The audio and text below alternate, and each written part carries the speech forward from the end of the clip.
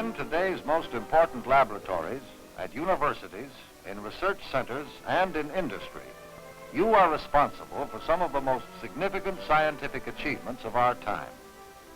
In those laboratories, the academic and scientific freedoms you were brought up to believe in are being rigidly controlled. Access is restricted to installations and to new knowledge in every field of science and engineering. In the top scientific and engineering facilities across the country, security regulations are keeping the most important of projects under the tightest of wraps. Familiar with the regulations as the means for keeping your projects under wraps, you are also familiar with the limitations they impose on your enjoyment of certain basic privileges. To some, they present problems, despite the fact that they were developed through close cooperation between science and government in a specific effort to reconcile your needs to the peculiar requirements of the times. Often appearing to counter basic beliefs, the regulations actually help to justify the greatest research and development program this country has ever seen. Military funds are paying for classified projects, and the projects themselves must provide a military advantage to the nation. You and your projects are prime targets for communist intelligence, objectives of an active, aggressive, skillful attack that has been increasing in intensity through the years in proportion to your accomplishments. It can be expected to increase still further. Defending you and the product of your efforts is a military problem, and the security system is the military answer. Defending yourself with equal effectiveness would distract you in your work a great deal more than conformance with existing regulations. Your work has a value to science that cannot be calculated. A completed project is a step forward that has a value to your field and to the defense effort. Part of your responsibility to the project is the secrecy that enhances its value by denying its benefits to the enemy. Secrecy denies the enemy the benefit of your efforts, and security measures are the means for ensuring it. For you, security is part of the daily job, and the work that you are doing under the regulations speaks for itself. But there still are questions about the regulations, about the system, and about the way it functions. In ordinary times and under ordinary conditions, science and security would be strange bedfellows. But the conditions you are working under are not ordinary, and your questions, many of which may be unspoken, cannot be answered easily or precisely.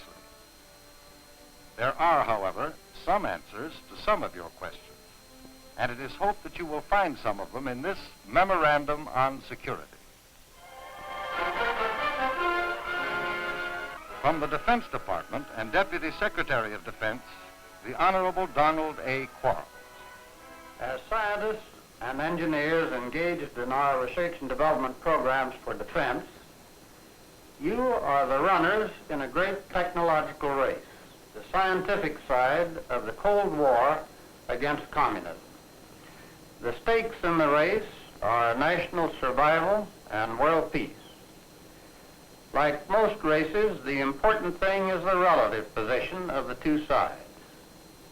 Unlike most races, however, there is no well-defined goal. In fact, since at any time the communists might choose to seize the military initiative and call a showdown, it behooves us to stay as far out ahead as we can. Technical gains on our side improve our relative position only if, and only so long as similar technical gains are not made behind the Iron Curtain. Security of certain critical information is necessary to ensure that our gains work only to our advantage. On the other hand, we recognize that science flourishes best where scientists can tell each other about their work. Moreover, publication is a normal, proper method by which scientific workers win recognition for their work. So there's no doubt that we pay a price for security restrictions on the flow of scientific information, and that we should classify only the information necessary to safeguard our technical position. To those who feel hampered by security restraints on their freedom to publish, I'd like to say first that only a necessary limited amount of the information most of you produce is subject to security restriction. Second, the military research and development effort has created a substantial community of scientists with whom much classified information may be interchanged. And finally, in time, even the classified information can be released for publication. Nobody can tell just when this will be, but I can remind you, for example, of the rapidly expanding literature on nuclear energy and the fact that it has all derived during the past 10 or 15 years from the most highly classified projects that have ever been undertaken. I think it is important that each of the runners in this Cold War race keep in mind that our technological position is a key to world peace. 40% of the research and development effort in the United States is for defense. So it is clear not only that science is vital to defense, but also that this defense effort has had a great impact on science, expanding the horizons of scientific research to a degree no one would have dared predict only a few years ago. Then, too, we must not lose sight of the fact that the very world conditions that impose secrecy are the same conditions that justify the defense research programs.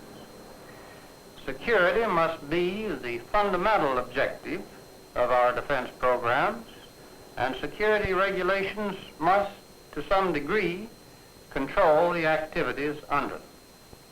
The results you are achieving are proof that these regulations do not unduly limit your productivity and progress. They admittedly are burdensome at times, but such a burden is a small price to pay for results that are of such very great value to the peace and security of our country, and indeed of the free world. This weapon for national defense represents the combined efforts of thousands of Americans working on critical projects in every field of science and engineering known to man.